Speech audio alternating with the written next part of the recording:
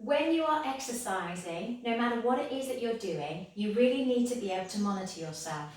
So one way we do is called the talk test. So can you hold a conversation?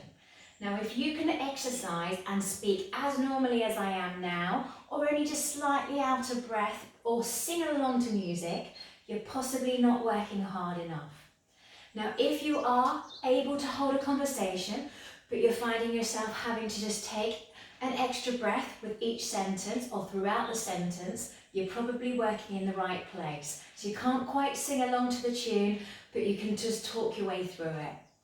If you're at a point where you're really trying to take a breath, you're struggling and all that sort of stuff, and you can't sing, you can't talk, you're probably working too hard.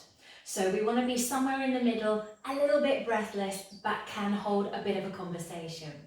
Now we use that talk test when we're monitoring ourselves with the RPE scale. So RPE stands for Rating of Perceived Exertion. It's your way of just finding out how are your muscles and your joints and your breathing doing. So you look at your whole body. Now it will change from day to day. It can change from exercise to exercise. So that's where it's really important you understand what's right for you. So I'm using the original 6 to 20 Borg scale. So Borg is the gentleman that provided us with this scale. And some programs will be doing 1 to 10. There's no major difference, so just get familiar with them, that's the main thing. So using this 6 to 20, number 6, no exertion at all. It is literally as if you are lying down, sitting down, doing absolutely nothing. Number 7, think of it, you've stood up and you're just walking around, real easy, no real exercise, breathing is completely normal.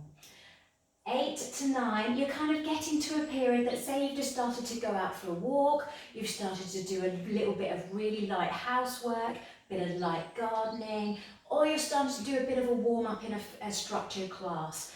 And you're getting to the point where you're warm enough to maybe start doing some stretches, and you feel that your breathing is starting to increase, your muscles are getting warm, you're definitely still not exercising, but you know you're definitely doing something.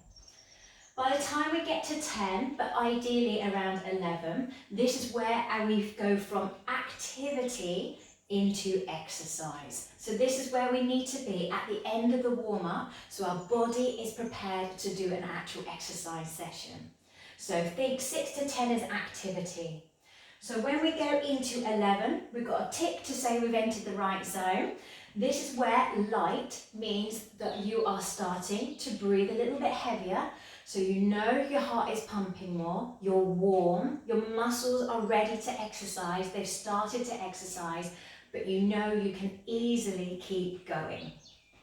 Then we start increasing the intensity a little bit, so maybe moving a bit faster, holding a slightly heavier weight. And then we get to 13, somewhat hard.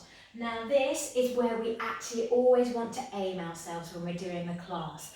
We want to feel that our muscles are working, we're breathing heavier, we can hold that conversation still, but you're definitely breathless. You know you can keep doing that exercise for the period of time that's been stated.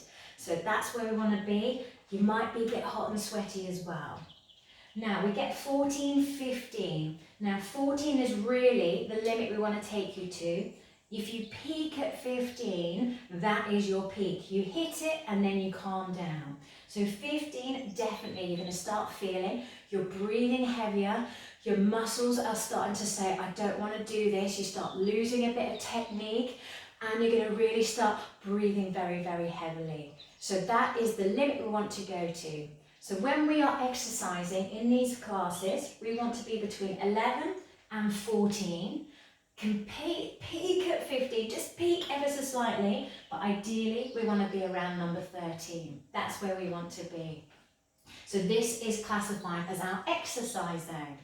Now everything 15 and down to 20 is really for an elite athlete, someone who's really, really pushing themselves, and it's not somewhere that we want to go as cardiac patients. And really just, unless you're trying to be a real good sports person, athlete, there's no need.